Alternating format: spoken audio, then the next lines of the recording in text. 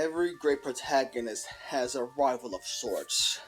Rivals exist to help the protagonist grow, or maybe the protagonist helps the rival grow. Sometimes rivals can be friendly, they can be unfriendly, or just straight up villainous. So, rivalries are popular within shonen media, so I'll use that as an example first. Let's go with Dragon Ball Z. Goku has had many rivals throughout the franchise. His original, I want to say, in my opinion, would be Tien. So, Goku as a martial artist did it to better himself. Tien as a martial artist, he was using it for power because he was going to be an assassin. So Goku shows the positivity of martial arts where Tien initially showed the negativity. That culminated in the 22nd tournament where their ideologies clashed, and by the end of it, Tien realized being a martial artist should be more of a spiritual thing rather than using it to hurt others. And Tien went on his own journey, so by the time of the 23rd tournament, he had become a better person, so now he and Goku could fight as true martial artists. So, and then Goku's other rival was Piccolo, and Piccolo also represents a negative side to like power, martial arts, because while Goku became stronger to better himself and to protect his friends and everyone else, Piccolo, he originally wanted power for world domination. It's also interesting in hindsight that they're both alien kids, so of course Piccolo's technically born on Earth, he's still a Namekian, and Goku's a Saiyan, so they're basically outcasts in a way, because alien, whether he was born on Earth or not, Piccolo was a green monster, so he would have definitely been outcast. Goku himself was sort of outcasted because he lived in the mountains, and the fact that he had a tail definitely raised some eyebrows, but Goku still gained a positive outlook where Piccolo initially had a negative outlook. So, one fight later, Piccolo sort of changed a little, and Piccolo didn't fully change until he met Gohan, ironically Goku's son, but the rivalry really brought something out of Piccolo. Vegeta is the big one, because Goku and Vegeta, they've been fighting for years, pretty much at this point. They both represent the two sides of the Saiyan order. So Goku, he's a lower class warrior. People like him get sent to planets when they're babies with weak power levels. So even though it was retconned that Goku wasn't sent to Earth because he wanted to conquer it, but rather his parents sent him away. Even if his parents didn't send him away, Goku was going to be sent to Earth. Or not Earth, but any planet with a weak power level. Vegeta was the elite, he didn't have to do that. He fought the stronger opponents. Goku had to work really, really hard, and a lot of people joke that Goku seems to have it easy compared to Vegeta, but if you watch the entirety of Dragon Ball, you see that Goku had to work hard and hard to get to where he was. Like, to go from a lower class warrior to matching an elite like Vegeta is a good lesson of just because somebody was born more privileged than you doesn't mean you can't reach that level. So, it just takes determination. And Goku's other rival could be Frieza. Frieza's like his enemy and things are personal, but Goku brought something out of Frieza, a sense of fulfillment when he fights. So now even Frieza himself enjoys a good fight because of his rivalry with Goku. And Goku's probably had other rivals, even though we probably not haven't reached what we discussed previously. So I guess maybe Caulifla and Jiren and Super in a way, because Caulifla and Goku are both Saiyans that just enjoy good fights and they want to get stronger. And Jiren, well, the difference is that Goku values his friends, whereas Jiren originally didn't. So that rivalry helped Jiren out as well. Goku just has his way of changing people. Kind of like with Naruto. So let's go with the two rivalries in Naruto that stuck out. First is rivalry with Sasuke. Naruto was this unpopular kid who wasn't really strong at first, whereas Sasuke was a naturally born prodigy, because it helped that Sasuke was born to a prestigious ninja family. Of course, the Uzumaki family is nothing to sneeze at, but Uchihas were basically royalty.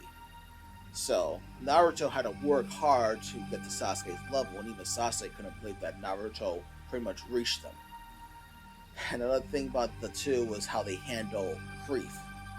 Like, Naruto suffers, but he's used that suffering to make himself stronger into a better person. Sasuke suffers, and he nearly turns to the dark side. And even raises a question: who suffers more, the one who didn't grow up with a family, or the one who had a family but lost it? The answer is, it's not an easy answer, because they both sides bring pain. Regardless, you have the pain of either not knowing your family or the pain of losing the family you knew. So it's not fair to compare the two. Another rival of Naruto, of course, would be Gaara, and we know the story here. They're both Jinchuriki, so they both were like kind of ostracized from childhood. So Naruto was shunned by the village, and even though it hurt him, he used that as motivation to get stronger and to get to go being Hokage, because he wanted people to appreciate and respect him as a person. Gaara, the bitterness he felt was because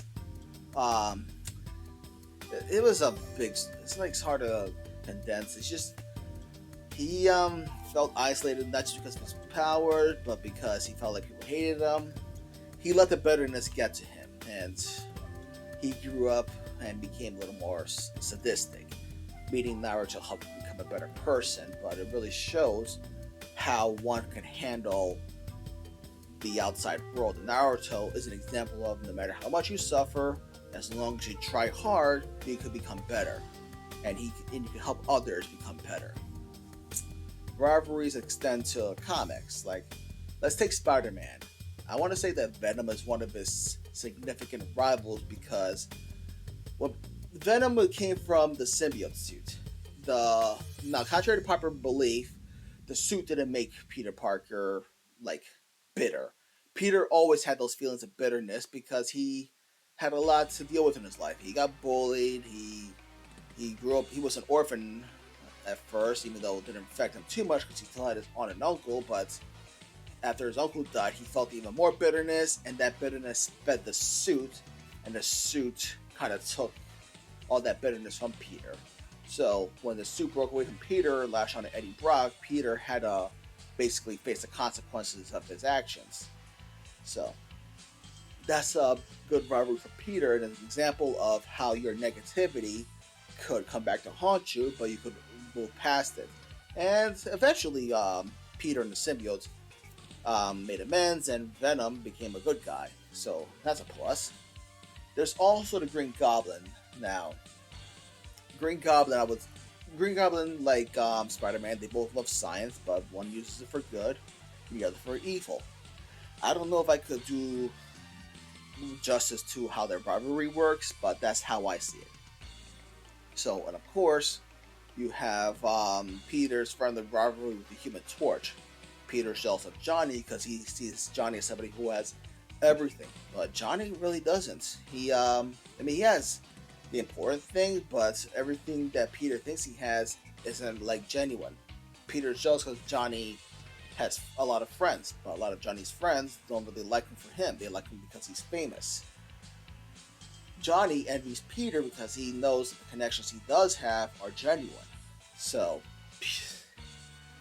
their little rivalry turned into a good friendship, and the two learned a lot thanks to one another. Peter learned that just because somebody seems to have a glamorous life doesn't mean it's always glamorous, and Johnny, he learned that there are people who probably don't always appreciate their blessings, and he's glad that Peter's learned to appreciate his blessings. Batman, what's interesting about Batman is that a lot of his villains are basically his opposites in a way. Like, Two-Face is the negative side of Bruce Wayne having a double life. Like, Bruce Wayne has his billionaire life and his Batman life. Harvey Dent already had that split personality, so becoming Two-Face shows what Bruce could have been had his own issues not been checked. The Penguin is he's a businessman just like Bruce Wayne, but he's much more corrupt. So he shows what Bruce Wayne could have been if you like the corruption got to him. The Joker's a big one. So, like Batman, this brooding. He's like this brooding character who looks villainous, but he's actually a hero. Joker is so bright and colorful, and he's a clown, which you expect to laugh, but he's actually a maniac who wants to terrorize the city. So that's quite an interesting parallel between the two, and they make it work. So Rivalries also extend to video games. You got Ryu and Street Fighter. He had a good rivalry with Ken. They showed like you could be best friends and still be rivals. Ryu teaches Ken to be a much more serious martial artist, and Ken helps Ryu kind of loosen up a little, and they help each other grow. So that's a good friendly rivalry. Sagat was kind of it's an interesting rivalry because they started off as professional, but after the Street Fighter tournament, which introduced both characters, Ryu basically tapped into evil energy to beat Sagat, and Sagat's been better since then, and he wanted revenge on Ryu. Ryu tapping into this evil energy is a consequence of the martial arts style he learned. And even ties into Ryu's other rivalry with Akuma.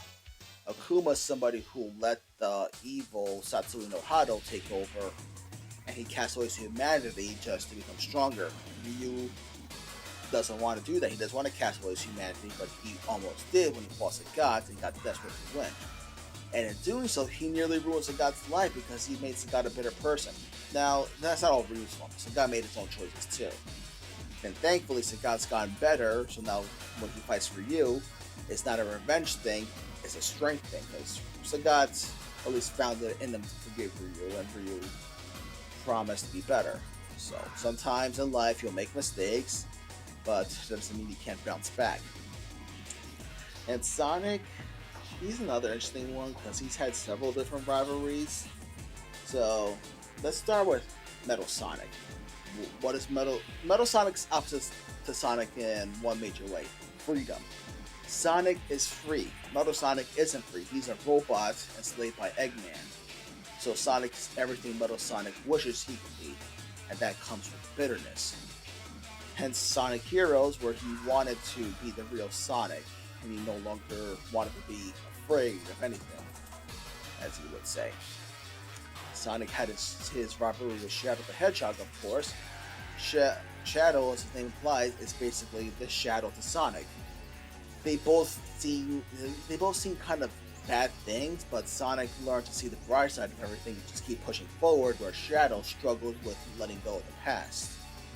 So, but that's kind of an interesting parallel to have, and they basically both show how to handle certain situations. You wanna, where Shadow wants to, is having trouble moving on, Sonic knows that if you have time to worry, you can run. Sonic also, of course, had this interesting rivalry with Scourge in the Archie comics, where Sonic's personality is that he's very confident in himself, where Scourge, he doesn't have that confidence. Like, Sonic doesn't need to talk as much. He knows he's good. He knows what he can do, where Scourge talks a lot because he wants people to notice him.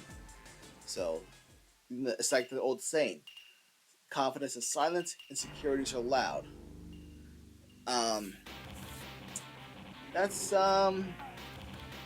So yeah, there's like tons of different rivalries throughout media, and that's what makes them all kind of fascinating in their own ways. You see how each rivalry grows, how to make them better, like whether it's something as simple as, let's say, My Little Pony with Twilight Sparkle and whoever she happens to be against, like Trixie, who was a bragger, whereas Twilight wants to be modest. Sunset Shimmer, who was kind of bitter about different things, whereas Twilight learned to be grateful. You have stuff with Mario, who's got, I guess you could say he rivals his brother in a way. Mario being the put together one, of Luigi wishing he could be Mario. Nothing too big, but yeah, I'd probably be here all day if I had to talk about every single major rivalry. But there's a lot of them. a lot of great stuff I've seen over the years. So maybe I'll revisit this topic again soon. But until then, I'll see you later. Stormbash out.